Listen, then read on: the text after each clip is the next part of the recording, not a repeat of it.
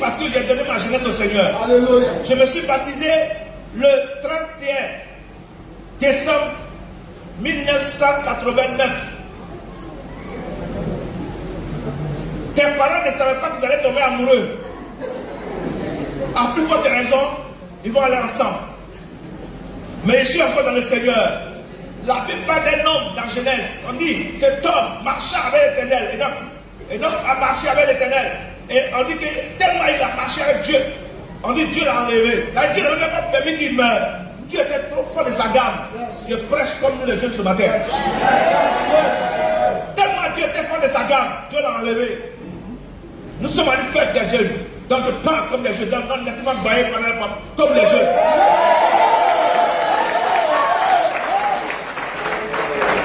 Quand la situation est très bas, on me dit, il faut sciencer, il faut s'asseoir.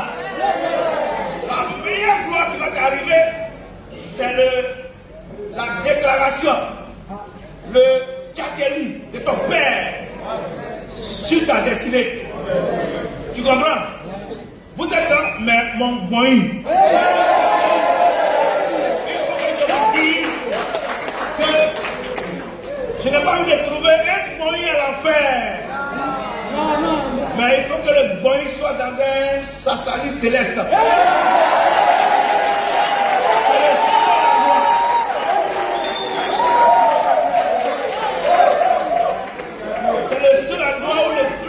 Où se trouve. Et quand tu marches avec l'Éternel, c'est vrai, il y a des retombées, ça dit bon français. Mais dans nous, notre français, on dit le doigt où t'accompagne. Ta vie pousse.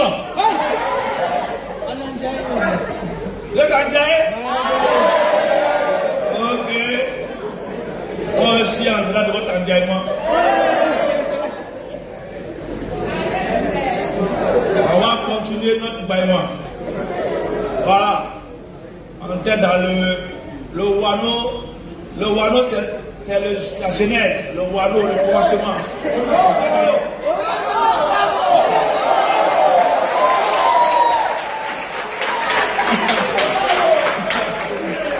Voilà. Ororo. Ok. Maintenant, regardez très bien. Comme c'est la Bible, il parle de ça dans la Bible, dans notre langue. Maintenant, on dit les vêtements. On dit l'odeur de l'enfant là. Il dit, il a déclaré, il n'est pas encore devenu, mais son père dit, l'odeur des vêtements de mon fils là, c'est comme l'odeur d'un champ qui est mûr. Ça veut dire quoi? Ça veut dire, Dieu dit, non, Dieu parle par la bouche de Jacob, et puis Dieu, le père bénit son fils, et puis Dieu ne dit pas, Dieu agrée cela. Lui-même, il prend l'enfant dans ses bras, il dit l'odeur de mon fils. C'est Isaac qui bénit quelqu'un, et puis il dit l'odeur de mon fils. Dieu a pris drap, il met dans le temps, il est ça à côté, il écoute. Quand il écoute là, tu as vu, il écoute, ça tombe dans son comprano. Dans son comprano, ça tombe dans son comprano, il est là, il agrée. Ça tombe dans son comprano, il agrée. Ça dit que ça, bon, pour les yeux, ça tombe dans ses oreilles. Dieu entend le père bénir son fils. Et puis il dit au fils, l'odeur de mon fils. C'est comme arrête-toi, je l'avais dit ce matin. L'odeur de mes fils et filles. Et comme l'odeur d'un champ qui est nu. Ça veut dire quoi? Ça veut dire quoi concrètement? Ça veut dire simplement que mon enfant là, il va réussir. Oh, je n'ai pas compris. Ça veut dire que mon enfant là, il doit réussir. Il est condamné à réussir. Dans un français simple, ça veut dire, c'est que moi, je suis assis chez moi, je vois de mon fils. Parce que le père ne voit plus trop clair. Ah, ma fille, tu es rentré dans le Sassali. Et ton droit est bon.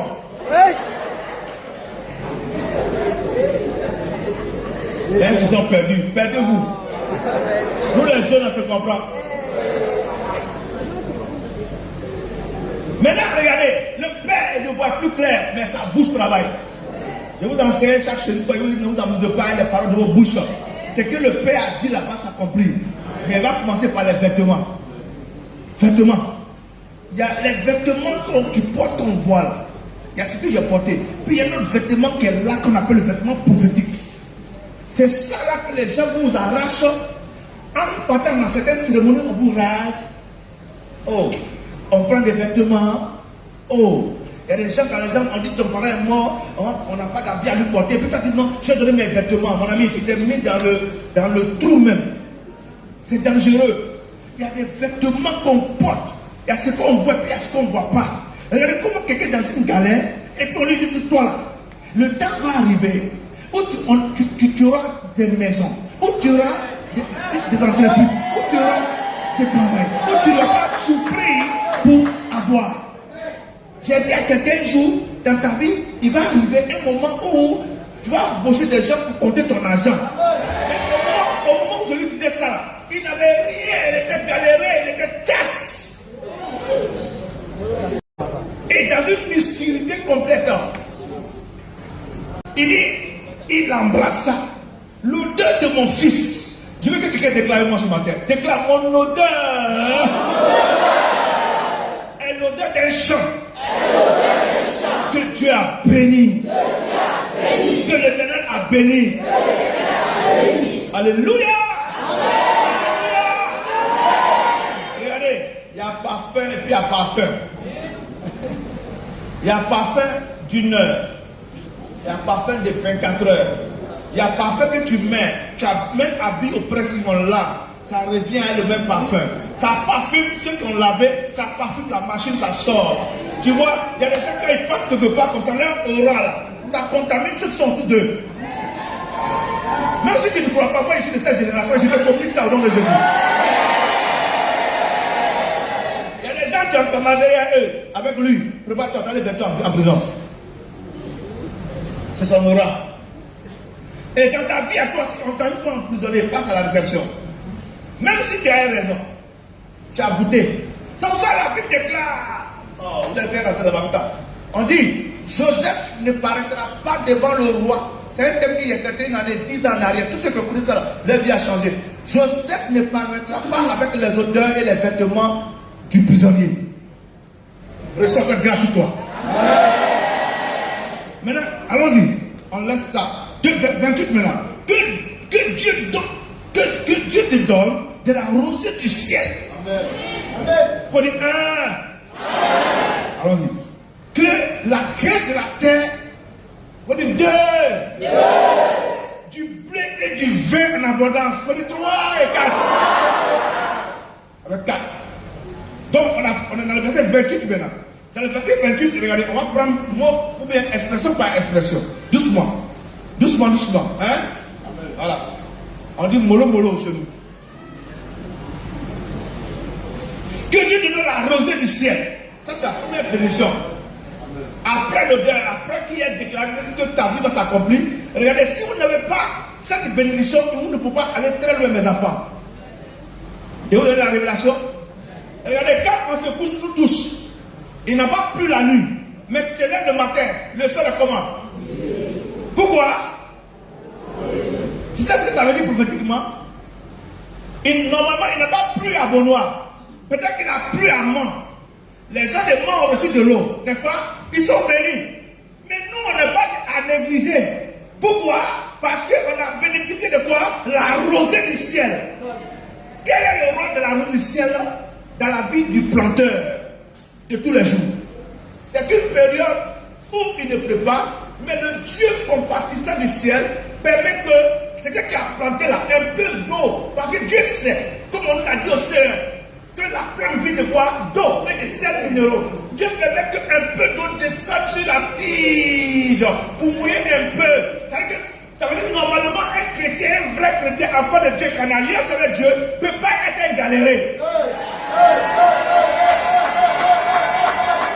Parce que même s'il ne pleut pas, il faut qu'il y ait la rosée. Oh, les doigts sont de l'écouter. J'ai dit, je veux travailler à la jeunesse. Parce que c'est l'avenir. Voilà un jeune goût qui arrive. Amen. Écoutez-moi. Dans une nation, personne n'a quelque chose. Dieu dit, il permet. Jacob dit à son fils, non, Isaac dit à son fils, toi, même si c'est chaud dans une nation, comment, on dit, on n'y a rien, mais toi, tu recevras un peu. Je peux rester là, ce matin, ça à la maison.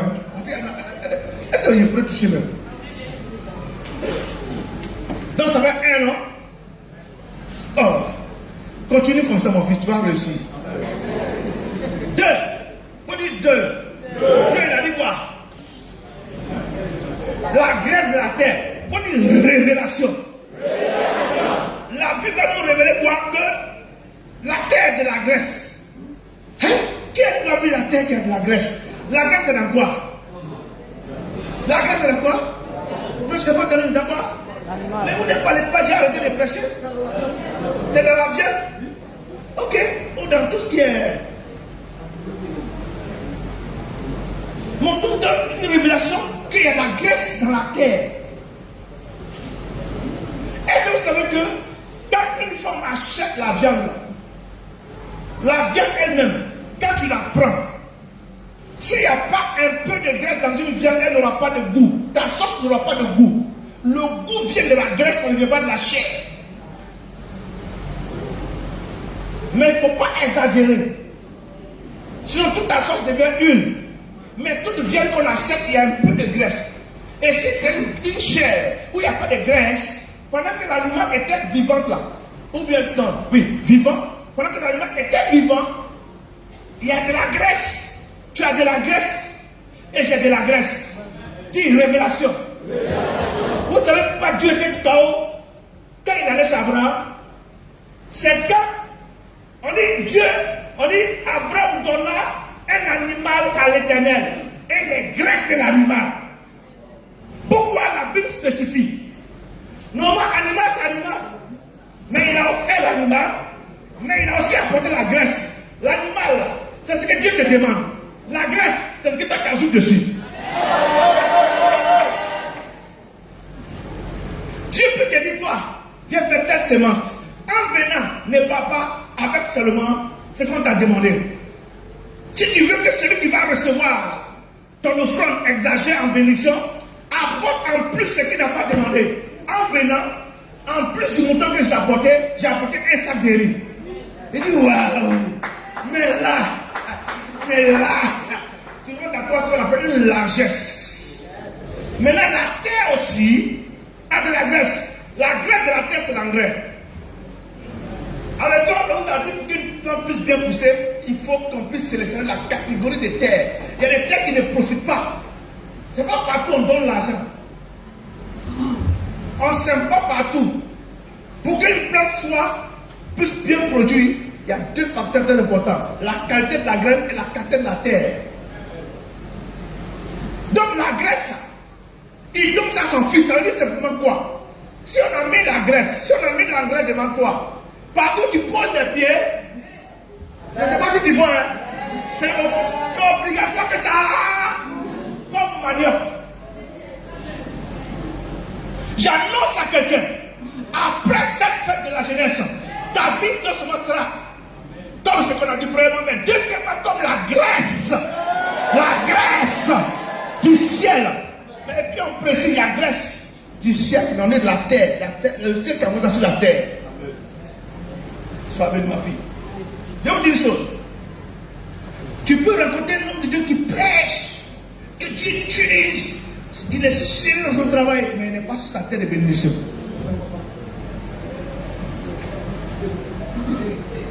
Il force.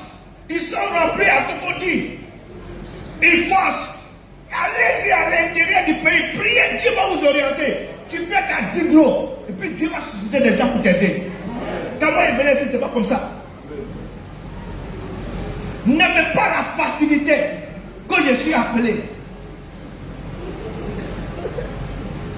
Vérifie ton portable. Tu reconnais le numéro? Parce que tu es censé connaître celui qui t'a appelé au monde. Tu sais qui t'appelle. On peut continuer? Donc on a fait combien? On a touché combien? Faites vite. 2. Maintenant on dit, Il dit quoi? Du blé. Le blé, c'est pas de la nourriture. Que la nourriture ne te manque point.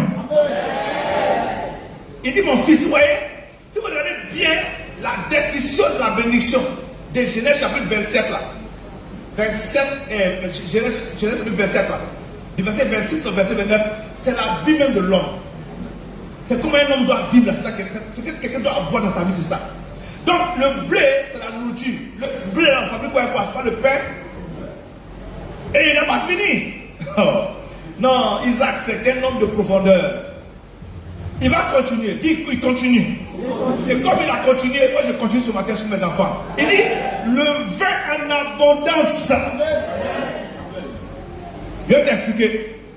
Il n'a pas dit, mon fils, il faut boire vin.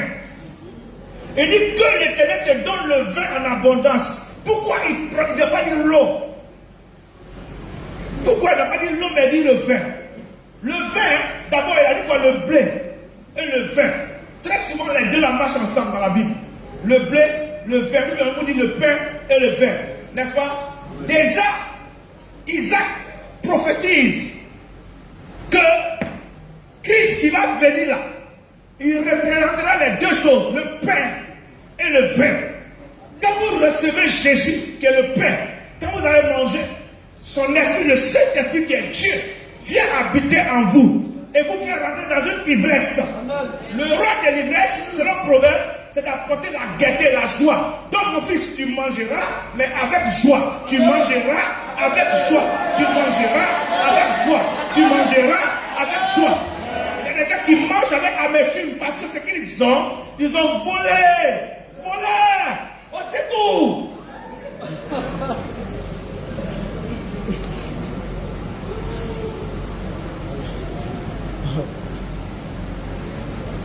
Quand quelqu'un ne vit pas bien, quand tu prêches, je pense que tu parles de lui. Alors que même moi, oh, comme une femme peut dire à quelqu'un, est-ce que moi j'ai ton temps?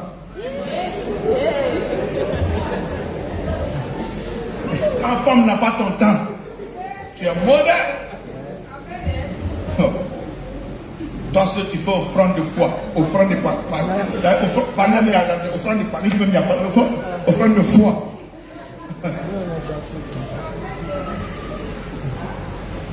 Je peux continuer? Regardez, on va commencer par le premier. La deuxième quoi d'abord?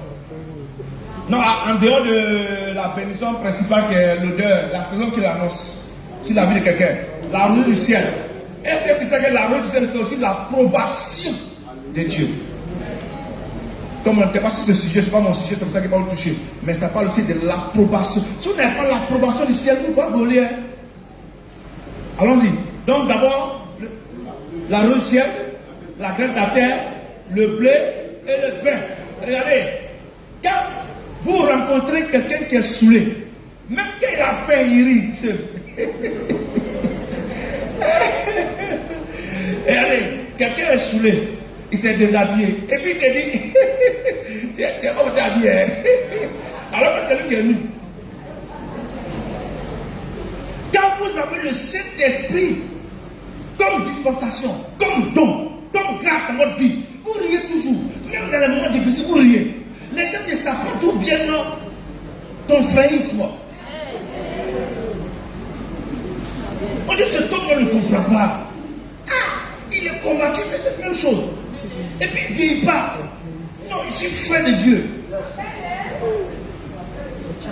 Le vrai vin ne te met pas dans le caniveau. Le Saint-Esprit, il te donne une vision claire. C'est pour ça qu'il a dit dans Joël chapitre 2, verset 28. Il dit, vous les jeunes là, vous allez prophétiser. Mais il faut que tu voies pour prophétiser. Il faut que tu sentes pour prophétiser. Mais ce n'est pas une jeunesse dans le caniveau. On vous ment. Le vin n'apporte rien d'autre que la pauvreté. Demande à ton grand-père de compter le nombre de liqueurs qu'il a pris dans sa vie de bière. Ça construit le château. Ton père en a fait autant. Et toi, tu es en train de rentrer dedans. Mais ce matin, sois délivré au nom de Jésus de Nazareth. Ce n'est pas de ce vin-là que Dieu parle. Mais regardez la vie de Jacob. Allons-y un peu à la vie de Jacob. Regardez, les 4 choses citées là. Il quitte son papa, il se retrouve chez Laban. C'est vrai qu'il a été exploité, n'est-ce pas? Mais vous n'avez pas regardé la manifestation que les 4 choses ont apparu. Hein?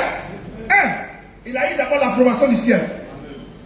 Dans le combat qu'il livrait avec son Laban, Dieu lui a apparu après une prière. Avant même d'arriver, même si le lion s'est marié, sur la route, il a dit Seigneur, si tu es avec moi, que tu m'accompagnes, que je réussis, je te donne la dîme de ce que j'aurai.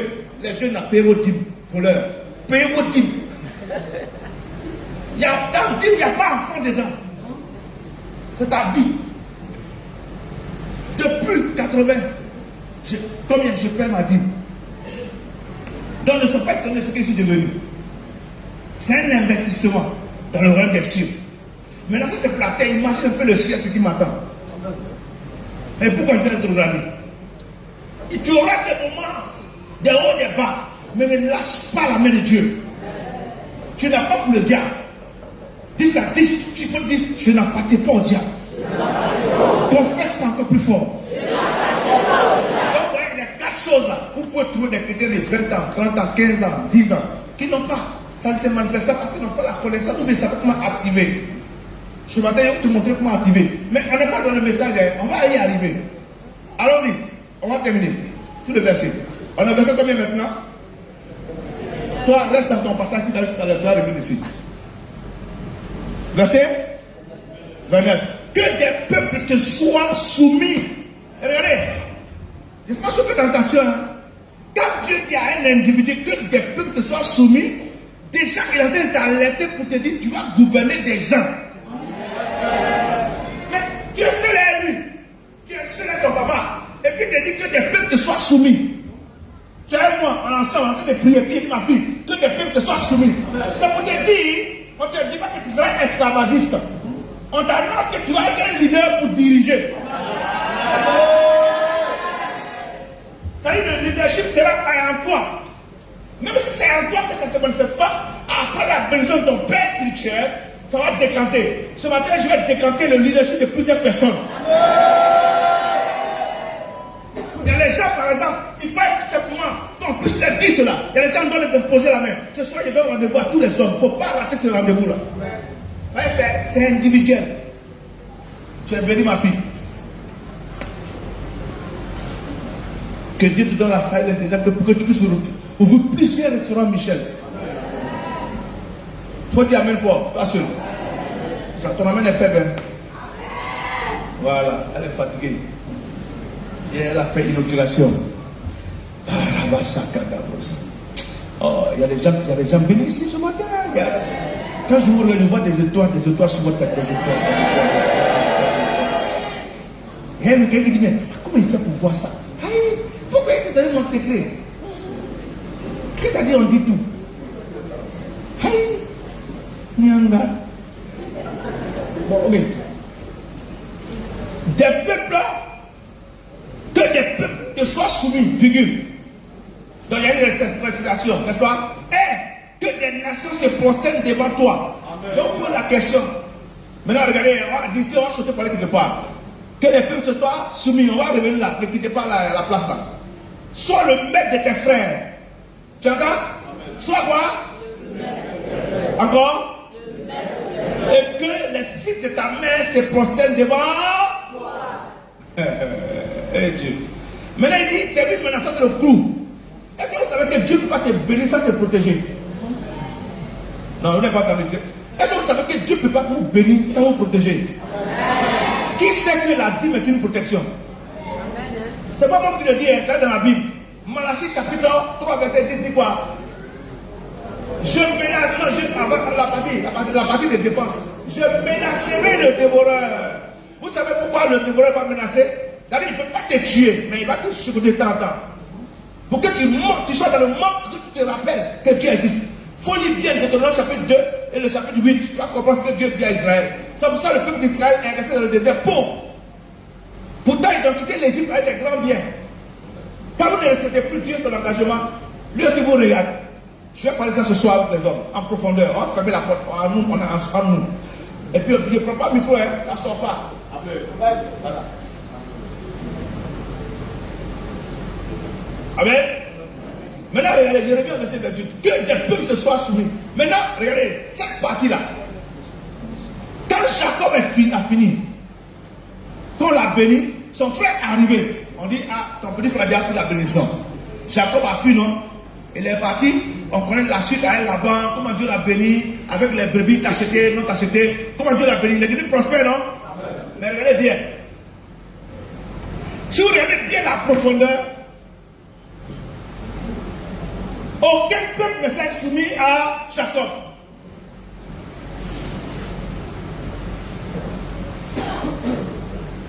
De son vivant, aucun peuple ne s'est soumis à lui. De son vivant, son frère ne s'est pas prosterné devant lui. Au contraire, c'est lui qui s'est prosterné devant Isaïe pour lui demander pardon. Hein? À ce moment précis, si c'était un film dangereux, tu entendras comme les jeunes. Maintenant, d'où vient la révélation pour que moi je dise, le Saint-Esprit dit pendant que je suis assis, elle est retombée de la jeunesse d'avoir au service de mon Dieu. Regardez, est-ce que vous savez que servir Dieu là, il y a des retombées? Et même des retombées très positives. Tu entends? Ça dit quoi? Qu'est-ce que c'est que des retombées? Les retombées c'est quoi? Moi on travaille ce matin. Retombées selon toi, dans le sens du terme. Il y a une main qui est levée derrière. Tu dis un seul mot. Avantage, écrivez. En définition, retombée. Avantage, je prends ça. 2. Allons vite, vite, allons vite, vite, allons vite, vite. Je le vois, c'est moi, oui, mon fils. Résultat. C'est-à-dire que quand tu sais Dieu en tant qu'un jeune là, ça te donne un. Faut ajouter un résultat, bon résultat. Voilà. Le résultat est bon, mais il faut ajouter bon résultat. Allons-y encore. Qui encore? Oui, maman. Le profit. Il y a un autre mot qui cherche encore. Ça reste dans ça. Oui, derrière. Privilège, il y a un autre mot qui cherche encore. Ça s'agit de. Écoutez tout ça, privilège. Il y a des privilèges à servir le Seigneur comme les jeunes. Oui. Le bénéfice, dans le bénéfice là, c'est juste. Mais il y a un autre mot qui est lié à bénéfice qui sont presque similaires, synonymes. Bénédiction, oui, c'est vague. Bénédiction, ça remplit tout ça là. Oui. T'as dit quoi? Acclamer. Quoi?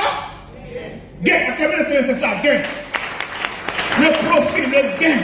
Qu'est-ce que je gagne? Rappelez-vous, David a dit, quand le colère est sorti, il n'a pas dit, je vais le tuer. Hey, attends, on va bien te parler d'abord avant de marcher dans la fin de Jésus là.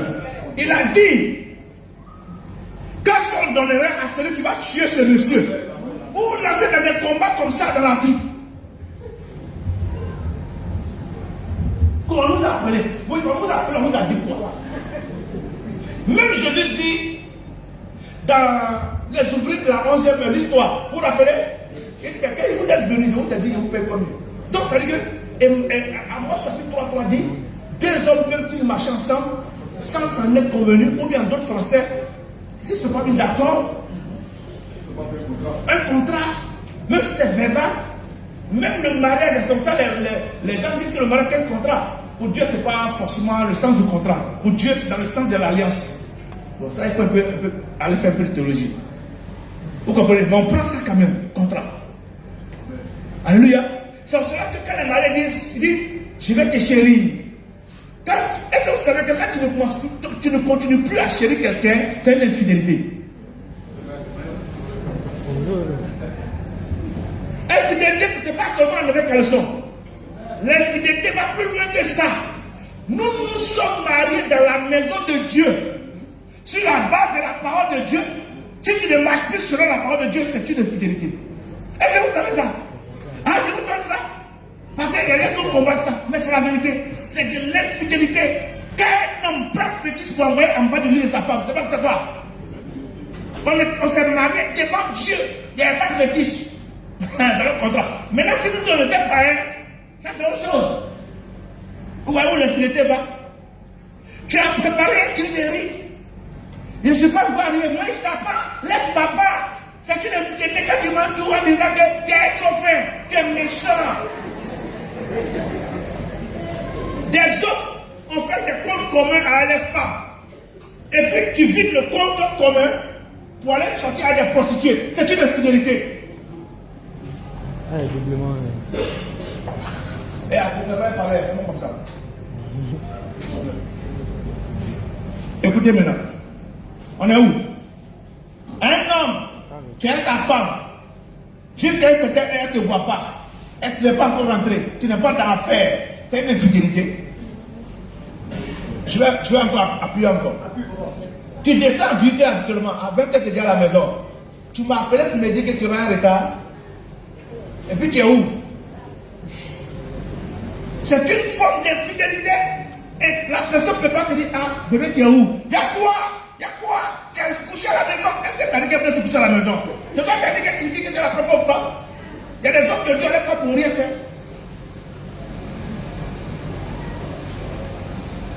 La salle est calme et j'aime ça.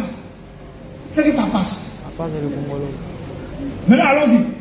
Nous sommes au verset 28. Maintenant, entre toi et nous, bon, entre vous et moi, on a découvert que Jacob, personne ne s'est prosterné devant lui. On ne s'est pas couché devant lui. Son frère ne s'est pas couché devant lui. Maintenant, regardons. Allons-y maintenant dans la parole de Dieu. Genèse 42. Va vite, va vite, va vite, va vite. On va trouver là l'histoire d'un jeune homme qui s'appelle Joseph. Bon. On ne peut pas lire tout ça, mais écrivez ça. Tout le chapitre 42. On va découvrir quoi? Jacob, vous savez, il avait quitté là-bas, il a fui à ses enfants. Vous vous rappelez? Il a récupéré pendant son grand frère. Et après quelques temps, Jacob va se retrouver dans un endroit. Mais la prophétie que Dieu a donnée à Abraham en Genèse chapitre 12 et chapitre 15, Genèse, va s'accomplir par Jacob. Dis Amen. Ce que Dieu a promis à ta famille va s'accomplir par tes mains au nom de Jésus. Dis Amen. Ton Amen est timide. Écoute-moi maintenant. Et Jacob va dire cette phrase. Genèse chapitre 42, verset 1. Jacob, voyant qu'il y avait du blé en Égypte, dit à ses frères, à ses fils, pourquoi vous regardez vous les uns les autres? Il dit, voici j'apprends qu'il y a du blé en Égypte. Descendez-y pour nous en acheter. Alors que nous vivons et que nous ne mourions pas. Donc, je t'épargne toutes les autres lectures avant. Chapitre 39, 38, 39, 40. Nous sommes maintenant au 42. Tout ce qui est cité avant là, les versets que j'ai donnés, parle de l'histoire de ce jeune homme que le père aimait parce que cet enfant était quoi? Lié, attaché à son papa. Tu entends ce qu'il dit? Et il a bénéficié de la grâce de son père. Et son papa symboliquement lui a remis quoi? Un vêtement. Vous vous rappelez de la prophétie du grand-père Isaac? Regardez, il y a le grand-père et ceux qui ne peuvent pas comprendre. Il y a le grand-père, il y a le fils, il y a le père. Et maintenant il y a le fils. On ne parlait pas de Joseph depuis là. Mais pourquoi on veut faire la liaison? Tu vas comprendre. La relation entre les trois. Le grand-père a prophétisé sur le père. Et on a découvert que le père n'est pas rentré dans ce qui a été dit.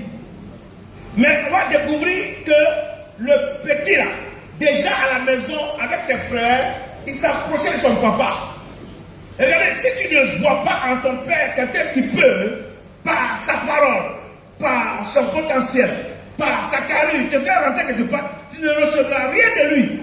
Pendant que ses frères, surtout l'aîné, couchaient avec les femmes de son papa, le petit était sage auprès de son papa.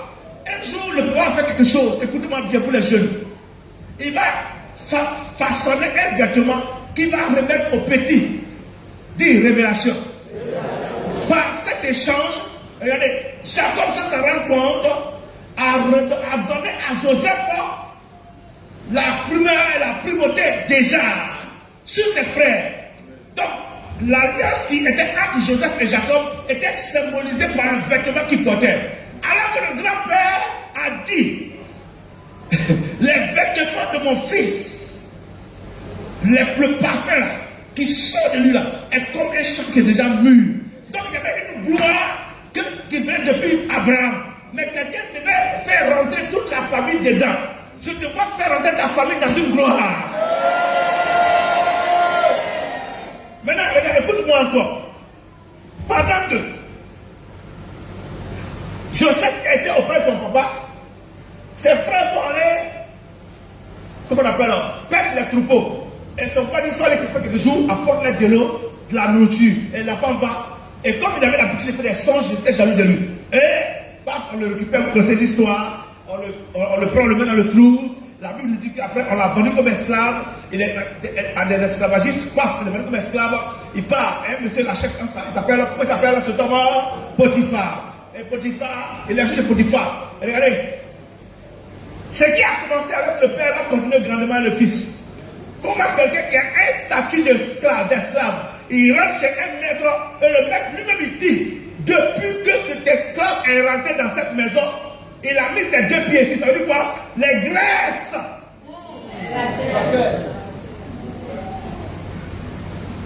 Potiphar n'était pas un homme riche. Mais il dit qu'un enfant est venu là, c'est une autre chose.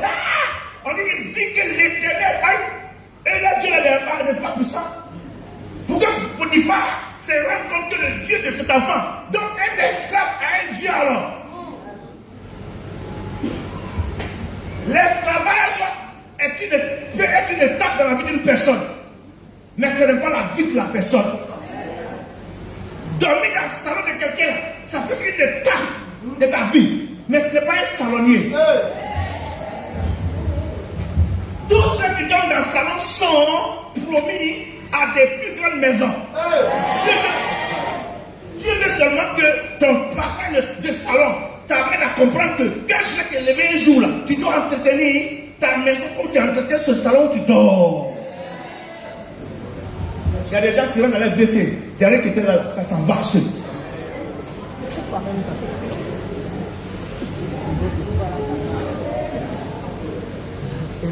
Quand je n'ai même pas vu le voir sans esprit. Ah mes yeux. Tu entends? Il va constater lui-même que l'enfant apporte quelque chose en lui. Qu'est-ce qu'il fait automatiquement? Il dit, bon, toi, je te mets. Mais donc, avant lui, il y avait quelqu'un alors. Regarde, est-ce que c'est quelqu'un qui est à ta place? Ah, tu sais pas ça? Tout être humain que Dieu a créé, que Dieu a destiné à une gloire, d'abord, la place que tu dois occuper, quelqu'un l'occupe. Prenez vos Bibles, donnez-moi là. Qui était assis à la place d'Esther? Est-ce que c'est Esther qui arrive à Chibo partir? Il y a quelqu'un qui est assis à ta place, qui doit quitter ta place matin là. Tu as ta chambre.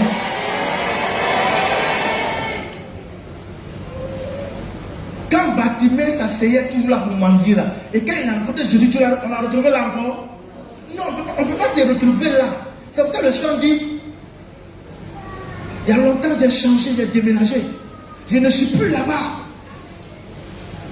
Tu comprends? Le sénatorium est un lieu de passage. Tu ne resteras pas là-bas. Ton âme n'est pas mûr, n'est pas mature. Je continue. Et il dit, tu deviens le responsable de tout, sauf ma femme. Vous voyez, un esclave. Maintenant, Dieu sent, tu es béni. Dieu sent que, est-ce que ce n'est pas bénédiction? Mais ce n'est pas bonne bénédiction. C'est un état. Dis à quelqu'un, c'est un processus. Dis à ton voisin, touche-le. Faut dire, je suis dans un processus.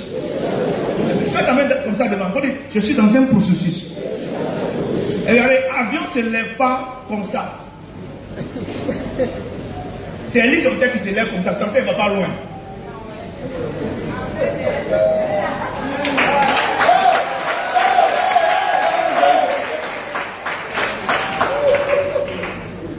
Qui voit la révélation? Hélicoptère. C'est ceux qui font du bruit là. Mais tu ne peux pas dépasser une certaine attitude. Mais l'avion se lève comme ça dans un processus. Il démarre. Comme il a déjà appris à ça, il connaît quoi. Je t'explique un peu. Okay? Il démarre, on t'informe, on éteint toute la lumière. En fait, ils font tout pour qu'il y ait assez d'énergie. Donc vous allez voir que les lumières sont éteintes. Voilà, on vous prévient. Pour ne pas que d'autres sautent. On vous prévient. Voilà. Ça vous fera qu'on presse. Quand vous devenez chrétien en même temps, 1, 2, 3, ma vie n'évolue pas, il a fait les semences, il a donné tout mon salaire. Toi-même, tu as combien comme salaire que tu as déposé ici, puis on n'a pas vu aussi là. Il y a des gens qui font offrande dans la station noire, tu as venu ma fille. On dit qu'il faut avoir ton petit salaire, on va multiplier, tu ne peux pas témoin, qu'on appelle pour inciter les gens. Ma fille a dit la dernière fois le jeudi soir, elle n'avait rien. Aujourd'hui là, elle est heureuse parce que Dieu lui avait dit. Bon, aujourd'hui là, elle me met les contacts. Si elle dit qu'elle va faire encore, elle va faire encore. Ma fille en fait encore, hein? Elle n'est pas bien. Je peux continuer? On était où? Donc c'est un processus. Donc Dieu voit que si l'enfant reste là, il sera un bon esclave. Son maître est gentil à lui. Mais est-ce qu'on paye un esclave? Tu n'auras pas de profit. On ne marche pas le Seigneur en vain. C'est impossible. C'est impossible. Sur la prédication du pasteur Samuel ici, le jeune homme là, quand on lui a dit va vendre tout ce que tu as dit me servir, il a pas dit quoi? Triste. Et Pierre a dit quoi? Seigneur, s'il n'a pas dit triste, mais et nous qui te servons. Moi je ne comprends pas les chrétiens. Vous faites dire à Jésus ce qu'il n'a pas dit. Jésus dit, il n'y a personne. Il dit bien, regarde-moi bien. Look at me. Il dit, il n'y a pas. Un flinguement. C'est qu'il a été dit, n'oublie jamais ça. Il n'y a personne. Il dit que, prenez Jésus au mot. Il dit, il n'y a personne. Hein?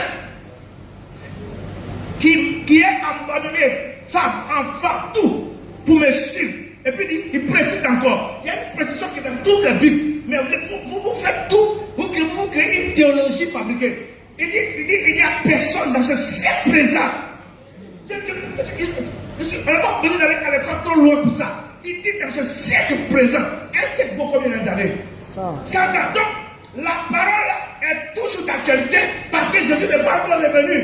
Et la parole n'est pas finie. Il dit dans ce siècle présent, conjonction de condamnation, dans les siècles à venir, c'est-à-dire dans l'éternité, c'est-à-dire que tu dois être béni sur la terre, tu manges le blé, le vin, tu manges les graisses, tu manges, et puis encore là-bas, tu manges. Maintenant, ça dépend de toi. Voilà pourquoi je lui dis, quand on sera sur la terre, il y aura toujours des pauvres. Il va simplement donner un enseignement pour dire, si tu n'es pas pauvre, tu ne seras pas pauvre. Je vous pose une question. Dans ton environnement, il y a combien de riches? Dans ton quartier où tu habites, il y a combien de riches que tu connais? Il n'y en a pas qui a l'argent. 100 francs, c'est l'argent. 1 million, c'est l'argent. Il y en a qui est riche.